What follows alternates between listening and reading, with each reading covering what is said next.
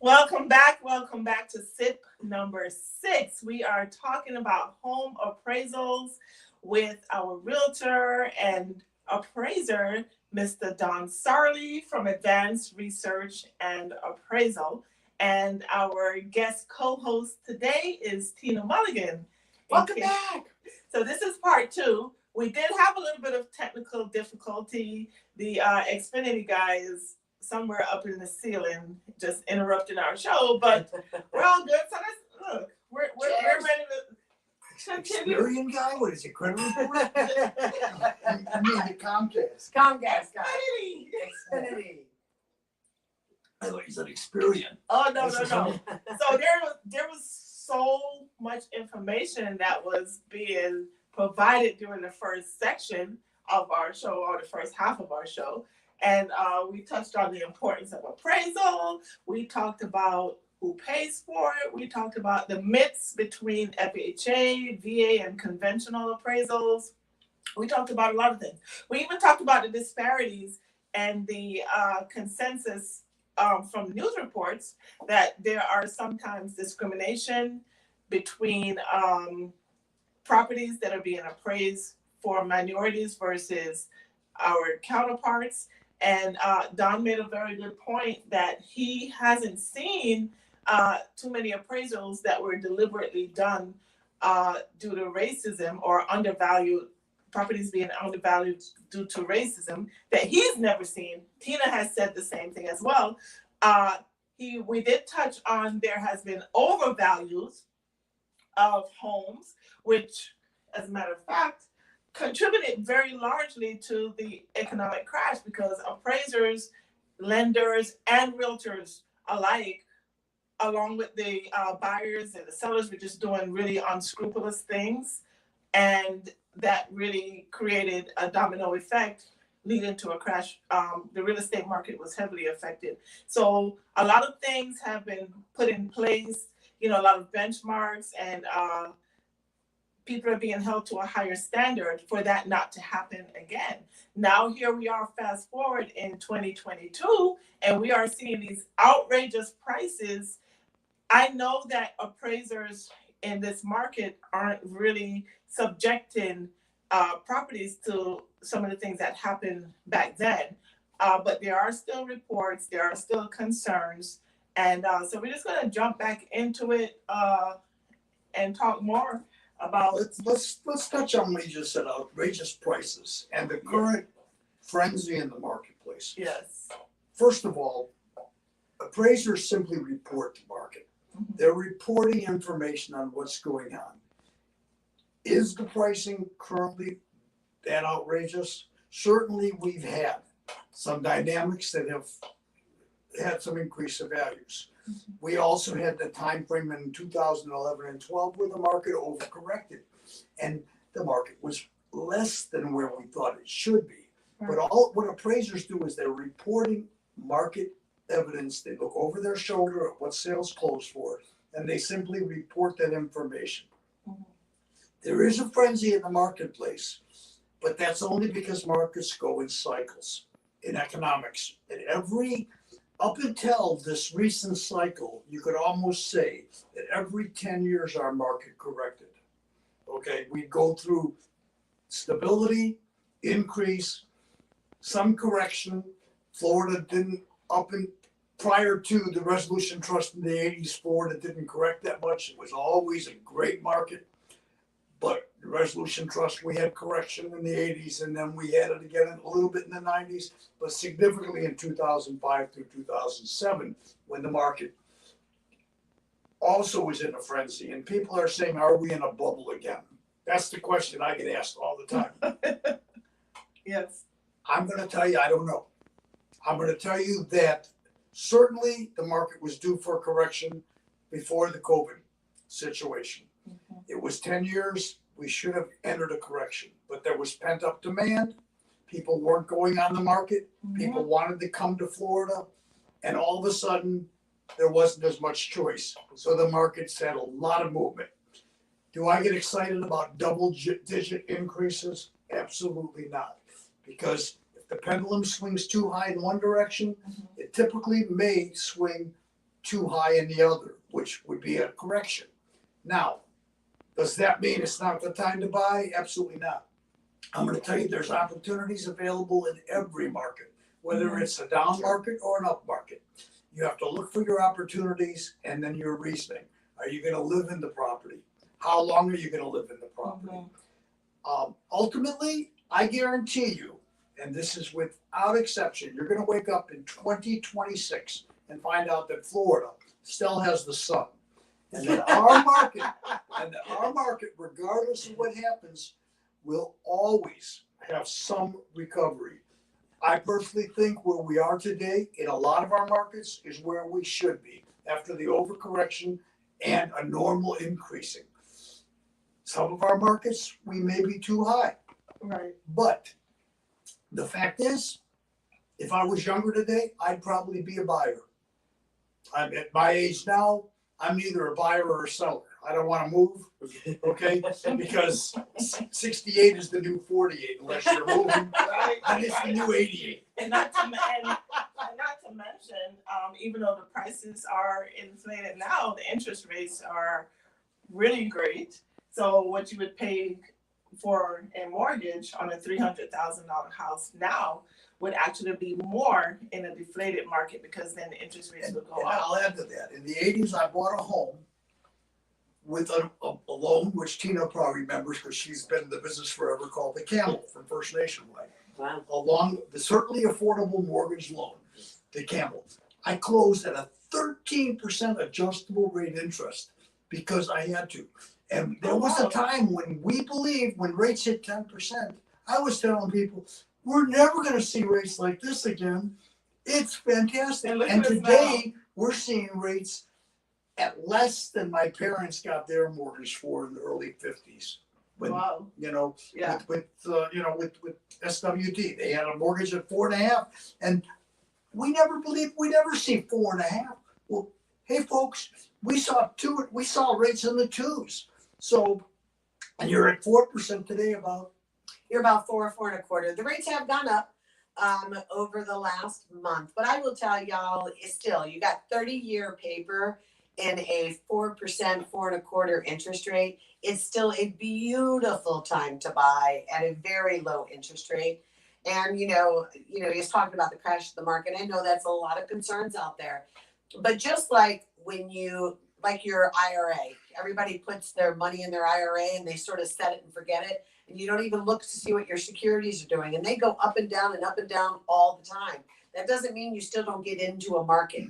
And the same thing is going here. You've got market movement. Doesn't mean to sit out and think it's going to hit a plateau.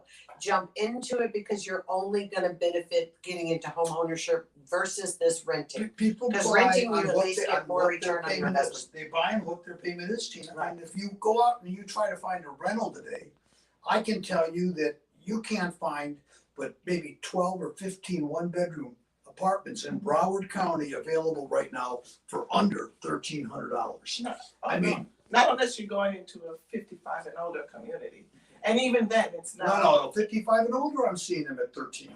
I'm literally in the multiple listing. If you ran your search right now, I'll tell you, you'll come up with less than 20, probably less than 15. Absolutely. One-bedroom available apartments for under $1,300 because I've done that search because I own apartments and I'm looking to see, should I be raising my rents? My wife won't let me. She's telling me we I'm can't loving do your that. wife.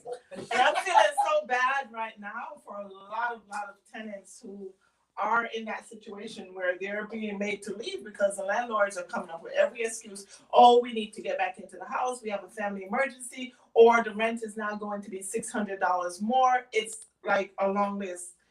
Renters are being priced out. But getting back to the appraisals, so I want to ask you this. As realtors, you and I are both realtors, and I am not pinpointing this on us because I try very much to stay within the comps when I'm listing. But why is it we do not just encourage our sellers to list the property at a fair marketable value or price rather, and have it not stagnate on the market, or not have to go through that whole bidding war battle, what are some of the things I'm asking that sellers can do to give their property a better chance at being valued at a higher value than to go through the semantics of the bidding wars and hoping that, what are some things, some improvements rather? Every market is different. What I can tell you that in a good market for sellers, which in a seller's market like today, Right now. things are selling, that anything you do to a home, upgrades, anything positive, is you're going to have a good chance of recapturing the cost, because there's not that much inventory and buyers don't have the luxury of a choice. So they will pay you for what you've done and you'll get it. Conversely, in that same market, negative things such as a busy road, cemetery being across the commercial is going to have less of a negative effect on your property because there's not the choice, and buyers will take what they can find. Conversely, in a buyer's market, and there are times when it's a buyer's market, there's a lot of inventory, you won't get as much for your upgrades. You do a new kitchen, well, you lost the old kitchen. You're not going to recapture all that cost. Negative things will impact it more because I've got a choice. Right. As far as your upgrades, I can buy a house that needs to be upgraded. I can do it to my own taste because I can choose the other property. Today, you don't got a choice. As far as pricing and why do people overprice homes sometimes? Greed. Over ambition on the part of sellers. Over improvement. Goals on the part of a realtor to get a property available to sell, and to make it available to have a sign. And ultimately, in a market that's a buyer's market, you want buyers. Yes. In a seller's market, you want sellers. Signs bring you both. If I have a sign on a yard, I'm going to get the guy down the street who says, "Oh, you sold that in a week. Will you help me sell mine?" True. If it's a sign in the yard that's a buyer's market, I'm going to get the calls. And that's why realtors, I always just encourage realtors, get the sign. It doesn't really matter. The market will tell you how, will let a property settle where it should settle. Now, why people price things low today for bidding, well, that's just a strategy. If there's not a lot of inventory, you want to price it to engage enough people so you hopefully you end up getting somebody that'll pay more than you would expect if you overpriced it and only had one offer that we were negotiating with. So the fact is, that's just life in general. You want to try to engage people and get offers. The property I mentioned earlier that I just sold, we priced right where it belonged. We got full price. And the only reason we didn't sell it for more was because we wanted a longer closing. And the seller took that offer for the listing price. There were people willing to pay more. Absolutely. Even some of the most recent ones that we've closed here at Promiseland, we've actually closed 20, 30,000, 40. We've gotten offers for 50, but we've actually closed 20, 30 to 50 above list price, above appraisal value, I should say.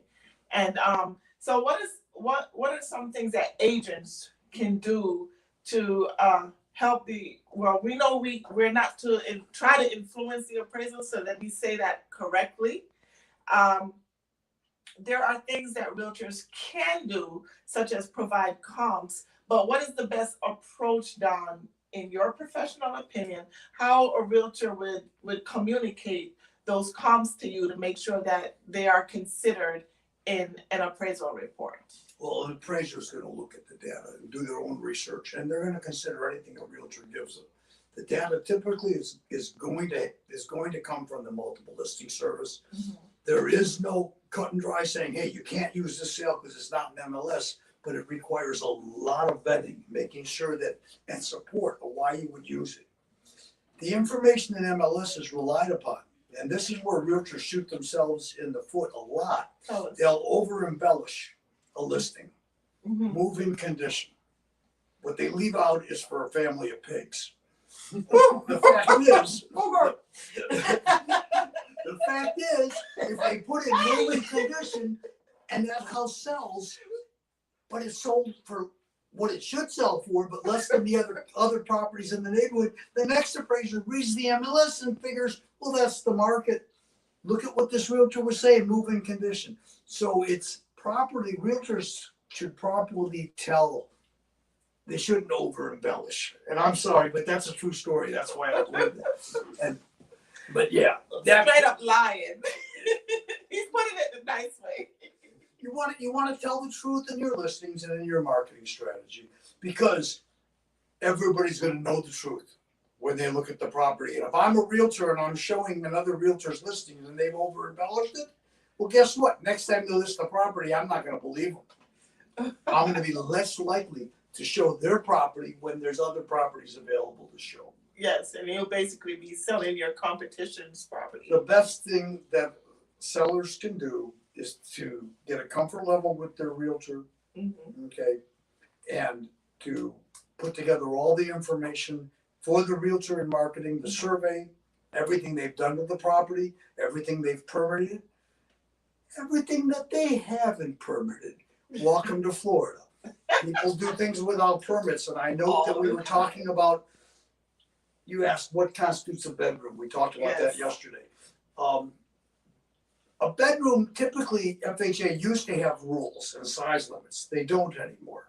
Now it's up to the municipalities to establish it. We used to say if it doesn't have a closet, how can it be a bedroom? In Florida, that's almost the rule because of the age of our properties. They build bedrooms with closets. But if you go back to the 1800s or early 1900s, properties had armoires. They didn't have closets. You can sleep anywhere you want to sleep. People buy the utility of square footage and the rooms. What doesn't constitute a bedroom in Florida, though, is when you have a step down on an addition. You don't want to have that as a sleeping room if it's in front of a driveway. And generally, that's a sign that it wasn't permitted.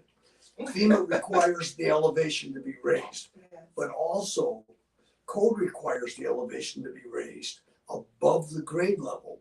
And when it's not, the risk is, especially if it's a frame enclosure, of carbon monoxide seeping into the house. And you don't want to sleep in that room by a driveway where you can have emissions. Those are some of the reasons those rooms aren't really considered bedrooms. But you can sleep anywhere you want. You can call it whatever you want, but buyers are going to know. So does it meet their utility needs? Yeah, and then Don, you're so knowledgeable because some of the things that you touched on, a general contractor actually, that would be their area of expertise. That's why I'm so glad that you're on the show because you have seen it all. And when he's talking about elevation, some of that entails going from the middle of the road and actually, getting a general contractor to measure and keep everything in line with code and building codes. And the reason you can't have that room, by the way, even if you did it without permits, the reason you got to raise the elevation is municipalities need to get a discount for the people that live in the municipality from FEMA. If they follow FEMA's rules, they get a 20% discount on flood insurance. Okay. If they don't, and everybody does, if they don't, they can lose flood insurance in the community. So FEMA makes these rules. And we have that rule, you have to raise the elevation. You also have what we call a 50% rule on rebuilding. You can't take a property and do more than 50% work to it unless you bring it up to everything up to current code and current elevation criteria. So those are some of the reasons. Do people do things without permits? All the time. Yeah, they do kitchens without permits. They should. Theoretically, anytime you do water or electric, you should get a permit. But people do stuff without permits all the time. Do all the municipalities enforce it? No, they don't know. Some cities don't. You're absolutely right. So I'm going to throw something at you. So a bedroom done with the proper elevation, or it could just be a space inside the home already existing. If that room that the seller is trying to count as a bedroom only has a window has no window It has to have and a egress. door, egress, that's It has to important. have a second access out of the property. If it's a fixed window, if you put hurricane glass in there and it's Yes. fixed, it's no longer legal by Florida building code standards, South Florida building code as a bedroom. You have, the same reason you can't have bars on that On the window windows. that don't have quick release. It's a definitely safety hazard issue. And Right. you can't have a safety hazard So issue. the egress has to be there, guys. You just can't choose an office and put a closet in there and say, hey, this is a bedroom, put my house on the market as a 4-bedroom instead of a 3. It just, you heard it from the expert's mouth. It just does not You work can that sleep way. wherever you want, who cares? Yeah. But the fact is, it's not legitimately a And it's not bedroom, going to and be. it's not the truth. And it's not going to be appraised as a 4th bedroom. So it's just wise to spend money where it will count Yes. more than to, Actually, the property I just sold, we'll go back to it, I listed as a 2-bedroom. Has a has a room conversion that's being used as a bedroom. right. It's not legitimately a 3rd bedroom because, again, for a few reasons, but the appraiser came, called it a 3-bedroom. Even though it's an MLS as a 2, I don't care because it's the square footage that sold the house anyways. Right. So speaking of square footage, that is one of I've had sellers who did absolutely nothing to their property, but they harped on the square footage. And I've had the darndest time making them understand. Eventually they do that. It's not just square footage that the appraiser looks at, but they seem to be stuck on that. Where did that come from? Where did that mental set come from with sellers focusing on the square footage as to why their home should be valued more? Because size matters. Okay? I'm gonna tell you frankly. Oh, well, I'm gonna drink on that one, honey. Okay. Frankly, people, is bigger better? Often. But what I'm gonna tell you is that where does it come from? Square footage is a legitimate unit of comparison. And that's how, when we do appraisals, we use units of comparison. And so a lot of people think, well, this house sold for $500 a square foot. This one sold for $510. My house should sell for $510 or $520. Well, the concept in appraisal is the principle of diminished utility. You only buy one kitchen, so many bathrooms, 2 or 3 bathrooms. You're only buying a living unit for one living unit. And if you get bigger, theoretically, the larger you get, the less that extra square footage is going to add to value. Additionally, it's the same thing with land. I have more land I can enjoy, more land I have to mow. But it's only one lot. You can only build one house on the lot. So because a house down the street has 1.5 times the square footage on land, that doesn't make it worth the land contribute 1.5 times the value. Right. Right. Unless, of course, you're the property appraiser. I'm just joking. Yeah, okay, go ahead. And size really does matter. You wouldn't go to a shoe store where you were a size 10 and ask them to bring you a size 8. Oh no, that's some of us, they try to squeeze our feet. And Just call us Cinderella. Yeah. I can fit into that slipper. So Don has a Zoom educational show, or It's actually done live too, but I do a class. And it's done live. You do a class. So he does a class for realtors. And we would love to have you do one for our realtors. I will do it. I don't charge for it. I do it for a number of organizations, and it's called How to Beat Up Your Appraiser. Also called Oh No, It Came in Low. Oh, no. Oh, that's cute. You got all of Even it. though.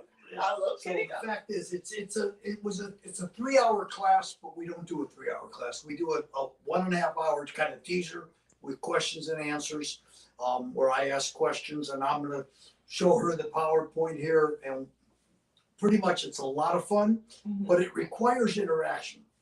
So we can't do it on this kind of a format. We have to do it on Zoom, so that you can actually call in or raise a question on the Zoom Yes. and have a moderator bring the question up. So we have to do it live because it's really a question and answer. How do I handle this? I had a seller do that. I had a buyer do this. What have we seen in 42 years of appraising? There's still things that I haven't seen, I'm sure, but believe me, I've seen a lot. We're always learning every day.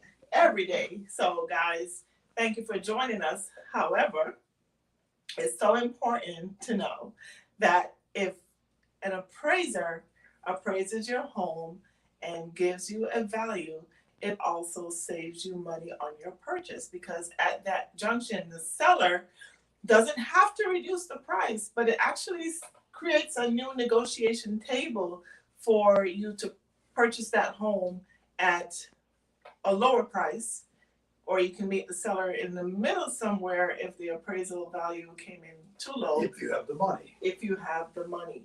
And to see, where's all this money coming from? The New Yorkers and the Californians are migrating to Florida. Well, you're printing it. I see it here on the. Yeah.